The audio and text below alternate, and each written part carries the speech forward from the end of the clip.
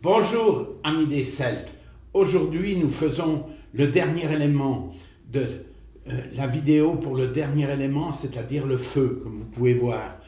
Aujourd'hui, nous allons parler de cet élément qui est tellement important, vu que il a été pour les Celtes, comme pour toute la civilisation occidentale, l'élément qui a permis le développement et le progrès. Comme vous voyez ici, on a un magnifique feu et les Celtes, comme les autres personnes, étaient extrêmement attirés par l'élément feu. Ça les a passionnés et d'ailleurs, il ne faut pas oublier que les Celtes ont été les premiers grands fabricateurs en matière de feu et pour faire du fer, donc, pour faire même d'autres matériaux et même pour faire de la poterie, car il faut bien la rendre solide et pour cela, il ne faut pas avoir crainte de la mettre au four. Donc voilà, le feu. Le feu que l'on retrouve dans le Triskel, voyez, ici, 1, 2, 3, c'est-à-dire le feu, la terre et l'eau. Voilà, donc le Triskel, oui, qui bien sûr est un élément décoratif du monde celte que l'on retrouve dans tout le monde celtique. Ici, la même chose avec les nœuds, donc les nœuds celtes, 1, 2, 3, 4, feu, air, eau, terre. Voilà, très belle représentation aussi, très belle représentation graphique. Voilà ici la déesse Dom, qui donnera Danan en irlandais. Elle est ici montée sur son sanglier et elle est bien sûr la terre-mère elle est la fée principale du monde celte, Don, puisque c'est elle qui a donné le feu aux Celtes. Voilà, comme elle est arrivée avec, comme nous avons là, tout à l'heure, nous mettrons le feu, voyez, elle a donné dans ce petit chaudron, elle leur a apporté le feu. Je la garde là pour tout à l'heure. Voilà aussi ici une représentation eau, terre, feu, avec la déesse derrière. Très belle représentation. On a retrouvé aussi des représentations de la fée Don aussi sur le chaudron de Gundestrup. Donc, comme vous savez, il est au Danemark et regardez, il est très beau. En fait, il n'est pas très grand, mais enfin, il est là. Et voilà, sur le chaudron, la représentation de Don. Donc, ici, c'est elle qui leur a donné le feu.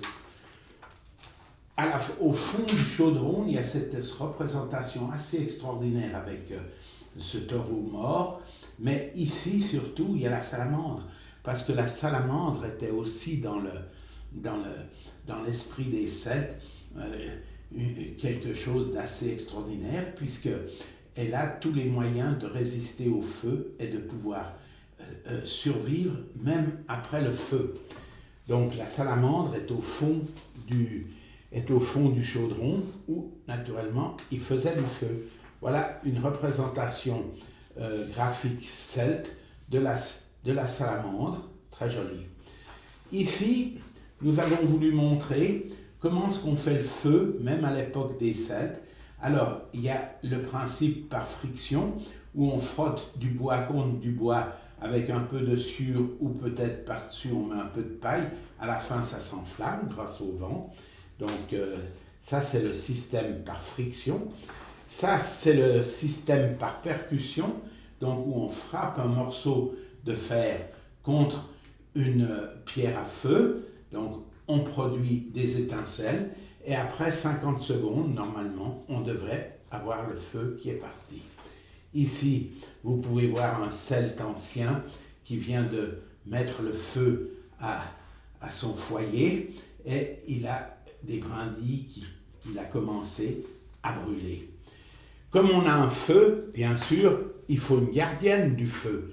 La gardienne du feu, ici, celle qu'on a choisie pour vous, c'est la Vénus de Willensdorf, donc en Autriche, Vénus stéatopige, voyez, avec de grosses fesses, et tout est rond, voyez, tout est rond.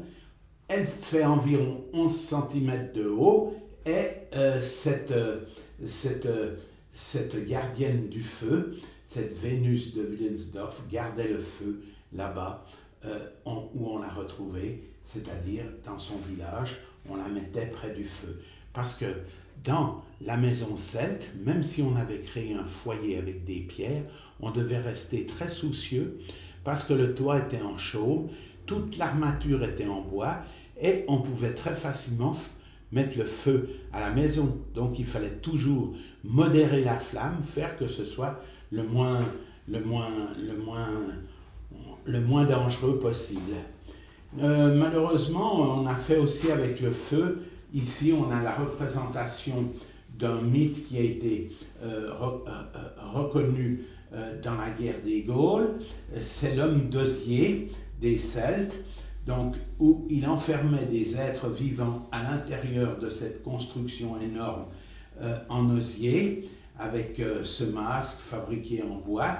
Et ici, vous voyez des gens qui pleurent, d'autres qui sont terriblement affectés, parce qu'on va mettre le feu à tout ça. Et c'est un sacrifice humain. C'était peut-être la plus mauvaise utilisation du feu dans le cas. Mais enfin, comme c'était quelque chose qui était en relation avec la spiritualité aussi, le feu est aussi très prisé dans la spiritualité de toutes les civilisations.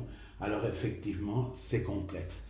Alors voilà, maintenant, je vais faire comme le conseil, je vais mettre le feu, voyez, je mets le feu, et voilà, je mets le feu, voilà le feu, voilà, je vous dis au revoir dans le feu, voyez, c'est magnifique, nous sommes là, nous sommes heureux, ça a été un magnifique moment. Souvenez-vous, le feu, faites du feu chez vous, c'est magnifique, c'est des moments extraordinaires, vive le feu.